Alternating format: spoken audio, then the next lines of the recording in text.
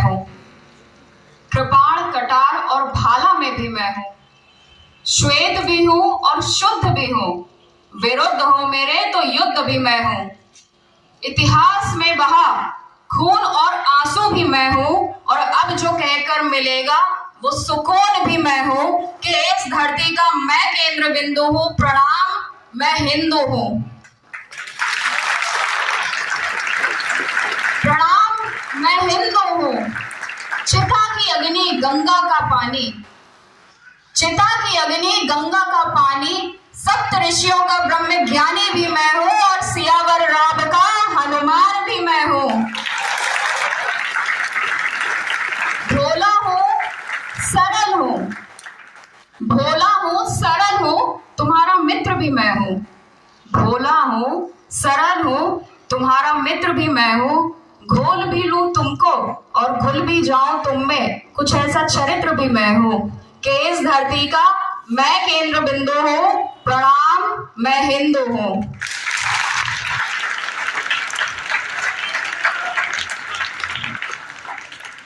सर्वप्रथम आज हमारे विद्यालय के इस प्रांगण में उपस्थित इस विद्यालय के प्रबंधक आदरणीय सर, और आज अतिथि के रूप में उपस्थित लायंस क्लब के मेंबर आदरणीय लक्ष्मी अंकल जी, हमारे विद्यालय के प्रधानाचार्य अली सर और उप प्रधानाचार्य आदर्श सर, कोऑर्डिनेटर मैम संध्या मैम, प्रवीण सर, ज्योति मैम, संध्या मैम, मेरे जितने भी सारे शिक्षक गण उपस्थित यहाँ पर हैं, और मेरे सभी प्यारे बच्चे। आज मैं जो बोलने जा रही हूँ, मेरा किसी भी शब्द का कोई ये तात्पर्य नहीं है कि वो किसी की भावनाओं को ठेस पहुंचाए। सिर्फ मैं अपनी जिम्मेदारी जो मुझे दी गई है उसका मैं कुशलतापूर्वक वहन करना चाहती हूँ, और मेरा ये परम सौभाग्य है, जैसा भी आदर्श सर ने आप सभी को अवगत कराया, कि मुझे जिले से जिम्मेदारी दी गई है, क्योंकि हम सभी जानते हैं कि 500 वर्षों का लगातार हमारे पूर्वजों ने जो संघर्ष किया, राम मंदिर, ये बहुत कोई नया विषय नहीं है। हम सभी जानते हैं क्या इतिहास रहा इसके पीछे। राम मंदिर के बारे में आप सभी ने सुना होगा कि 500 वर्षों का जो समय था, जो हम सुनते आ रहे थे कि कब राम मंदिर बनेगा, कब राम मंदिर बनेगा, न जाने कितनी सरकारें आई, लेकिन हमारे देश के यशस्वी प्रधानमंत्री जी और हमारे प्रदेश के यशस्वी मुख्यमंत्री जी, इन सभी ने अभी हाल ही में घोषणा की कि हम जो राम मंदिर बनवाने जा रहे हैं वो राष्ट्र को समर्पित होगा। राम मंदिर हमारे देश का राष्ट्र मंदिर कहलाएगा, और ये राम मंदिर का निर्माण करोड़ों राम भक्तों के संकल्प की सत्यता का प्रमाण है। ये एक महोत्सव है, विश्वास को विद्यमान से जोड़ने का, अतीत को वर्तमान से जोड़ने का, स्व को संस्कार से जोड़ने का और नर को नारायण से जोड़ने का। हमारे पूर्वजों ने न जाने कितनी कुर्बानियां दी। आपने इतिहास में या पढ़ा भी होगा या सुना भी होगा कि जब राम मंदिर के साक्ष्य थे, वहां पर भगवान श्री राम मौजूद थे, लेकिन उस समय एक मुगल शासक आया जिसका नाम था बाबर। उसने वहां पर जब उसने भारत पर आक्रमण किया तो उसने हमारे जितने भी ऐतिहासिक धार्मिक चीजें थी उन्होंने मंदिरों को तोड़ना शुरू कर दिया, और उस समय लगभग 40,000 मंदिरों को खंडित कर दिया गया। उसमें अयोध्या का भगवान श्री राम का मंदिर भी एक था, और उसके ऊपर उसने वहां पर बाबरी मस्जिद का निर्माण किया। न जाने कितने हमारे पूर्वज, उन्होंने अपनी कुर्बानियां दी, अपने आप को आहूत किया, अपने आप को समर्पण किया, और उसी का ये नतीजा है कि आज हमारे कालखंड में ये समय है कि जब भगवान श्री राम का मंदिर दिसंबर माह के अंत तक बनकर तैयार होने वाला है।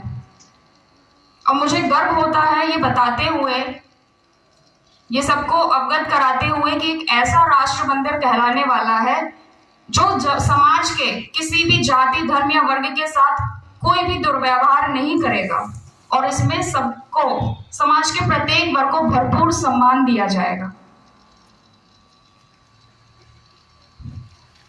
जब माननीय उच्चतम न्यायालय द्वारा अयोध्या में भगवान श्री राम जन्मभूमि को समर्पित राम मंदिर के लिए एक ऐतिहासिक फैसला आता है, तब हमको ये एहसास होता है कि हमारे पूज्य संतों द्वारा एवं माननीय अशोक सिंघल जी द्वारा जो आंदोलन चलाया जा रहा था राम मंदिर को लेकर, वो बिल्कुल सही था और उसकी दिशा एकदम सही थी। ये चीजें हमें सिखाती हैं कि हमें गर्व होना चाहिए अपनी विरासत पर, अपने हिंदुत्व पर। आप सभी ने सुना होगा, हम सभी दिवाली क्यों मनाते हैं? पहले आप लोग मुझे बताएंगे, हम लोग दिवाली क्यों मनाते हैं? क्योंकि भगवान श्री राम जी आए थे, इसीलिए हम लोग दिवाली मनाते हैं। वनवास के बाद आए थे वो अयोध्या, आए थे ना? तो जो दिवाली मनाते हैं वो तो हम मनाते हैं, लेकिन असली दिवाली हम कब मनाएंगे? 22 जनवरी को, 22 जनवरी 2024। बच्चे सब जानते हैं, बहुत खुश भी हैं, है ना? तो ये हमारे लिए गर्व की बात है, हमारे लिए गौरव की बात है ये कि नहीं है कि भगवान श्री राम का मंदिर बनकर तैयार हो गया और 22 जनवरी को उनकी प्राण प्रतिष्ठा होनी है। तो इस दिन आप सभी को क्या करना है? 22 जनवरी को, असली दिवाली तो हमारी 22 जनवरी को है ना? हम सभी को अपने पूरे घर को सजाना है और 22 जनवरी वाले दिन जब भगवान श्री राम की प्राण प्रतिष्ठा हो रही होगी, तो जितने भी चैनल हैं, जितने भी न्यूज चैनल हैं या कोई भी आप चैनल देख लीजिएगा, हर चैनल पर लाइव प्रसारण होगा उस दिन प्राण प्रतिष्ठा का। लगभग 2 घंटे का वो कार्यक्रम होगा, जिसमें हमारे देश के यशस्वी प्रधानमंत्री आदरणीय नरेंद्र मोदी जी रहेंगे, हमारे संघ के जो सर्वश्रेष्ठ पद पर विराजमान है आदरणीय मोहन भागवत जी, वो रहेंगे, बहुत सारे लोग रहेंगे, विभिन्न राजनीतिक दलों के लोग भी वहां पर रहेंगे।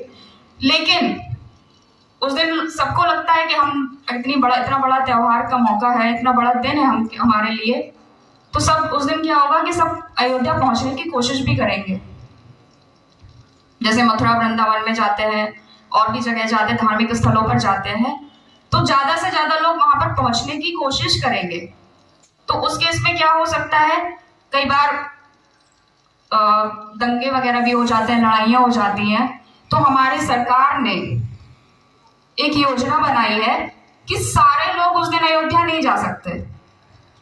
उस दिन पूरे भारत देश को 42 प्रांतों में बांटा गया है, 42। और हमारा जहां पर हम रहते हैं, हमारा हमीरपुर जिला, वो कानपुर प्रांत के अंतर्गत आता है। तो आपको एक निश्चित तारीख डिसाइड करके दी गई है कि आप सिर्फ उसी दिन वहां पर जा सकते हो। अगर आप जाने के इच्छुक हैं और अयोध्या जाना चाहते हैं, भगवान श्री राम के मंदिर के दर्शन करना चाहते हैं, तो उसके लिए एक निश्चित तारीख तय की गई है। आपको जो तारीख दी गई है वो 30 और 31 जनवरी की तारीख है। उन 2 दिनों के अंदर आप अयोध्या जाना चाहें, राम मंदिर के दर्शन करना चाहें, तभी आप जा सकते हैं। अन्यथा फरवरी के अंत तक आपको अयोध्या जाने की परमिशन नहीं मिलेगी। उसके बाद जब चीजें सामान्य हो जाएंगी, उसके बाद आप जा सकते हैं वहां पर।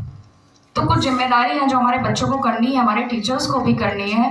आपको क्या करना है, अपने मंदिर को बहुत अच्छे से सजाना है, भगवान श्री राम की मूर्ति अपने घर में स्थापित करनी है, अपने घर में सुंदरकांड करना है और अच्छे से पूजा अर्चना करनी है। समझ लीजिए कि वो हमारे राष्ट्र का सबसे बड़ा त्योहार है 22 जनवरी को, जिसके लिए हम लोगों ने 500 सालों तक इंतजार किया।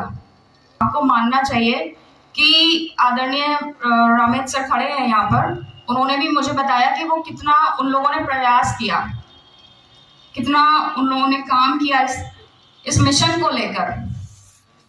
और मैं अपने आप को बहुत गौरवान्वित महसूस कर रही हूँ कि मुझे ये पद दिया गया। तो मेरे लिए, मेरे जीवन में इससे बड़ी कोई बात नहीं हो सकती, मेरे लिए इससे बड़ा कोई अचीवमेंट नहीं हो सकता मेरी लाइफ में। और जब भगवान श्री राम जब वो माता सीता को छुड़ाने के लिए जा रहे थे, तो गिलहरी से लेकर वानर तक, केवट से लेकर समस्त वनवासी उनकी जीत का कारण बने, उनकी जीत में उन्होंने सहयोग किया। तो आप मान लीजिए, या मैं तो ऐसा सोचती हूँ कि शायद मैं उन्हीं में से एक रही होंगी कि आज मुझे ये सौभाग्य मिला, इस कार्य को और प्रगति देने के लिए मुझे जिम्मेदारी मिली। तो आप समझ गए आपको क्या क्या करना है 22 जनवरी को।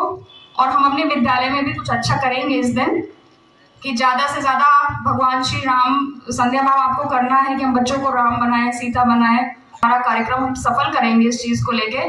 और अंत में मैं ज़्यादा कुछ नहीं बोलूँगी। आई थिंक आपको विषय समझ में आ गया होगा क्या हो रहा है। सबसे बड़ा दिन हमारे इतिहास का 22 जनवरी, हमको इसको, क्योंकि ये ऐसा दिन है जब पूरे विश्व की नज़र भारत देश पर रहेगी कि वो इस दिन को किस तरह से मनाते हैं। पूरी दुनिया देखने वाली है। और उस मंदिर के बारे में एक चीज मैं आपको बताना चाहती हूँ कि हमारे भगवान श्री राम सूर्यवंशी थे। तो उस मंदिर की जो रचना की गई है, उसका मंदिर का जो आर्किटेक्ट इस तरह से बनाया गया आर्किटेक्चर कि सूरज की जो पहली जो किरण होगी वो भगवान श्री राम की मूर्ति पर ही पड़ेगी। अब सोच लीजिए किस तरह से इसमें योजनाएं लगाई गई होंगी, कैसे उसकी व्यवस्था बनाई गई होगी कि हमारा ये मंदिर तभी वो राष्ट्र का मंदिर कहलाने वाला है। बाकी मैं उम्मीद करूंगी और हम देखते हैं अगर कुछ हो सकता है तो हम वहाँ अपने बच्चों को लेकर जाएंगे। फ्यूचर में कभी प्लान करते हैं कि हम अयोध्या चले, अपने बच्चों को वो मंदिर ज़रूर दिखाएं। और आपको भी अपने घर वालों को कहना है कि आपको वो मंदिर देखने जाना है, ताकि आप ज़्यादा से ज़्यादा संख्या में, जब चीज़ें सामान्य हो जाए उसके बाद आप ज़रूर जाइए दर्शन करने के लिए। और अंत में मैं बस एक लाइन कहना चाहती हूँ कि हम सबसे पहले तो इस विद्यालय में आते हैं तो हम ये भूल जाते हैं कि हम किस जाति के हैं, किस धर्म के हैं, किस समुदाय के, उससे कोई फर्क नहीं पड़ता। बस एक चीज़ हमेशा याद रखिए कि पहले तो आप एक स्टूडेंट हो, एक मनुष्य हो, एक अच्छे इंसान बनो, इस पर आपको फोकस करना है। और ये चीज़ कि सबसे पहले आप हिंदू हैं, एक सनातनी है। तो कुछ लाइनें बोलकर मैं अपनी वाणी को विराम दूंगी कि हिंदू हो तो हिंदू बनना सीखो, हिंदू हो तो हिंदू बनना सीखो, कंधों से ऊंची छाती नहीं होती और धर्म से बड़ी कोई जाति नहीं होती।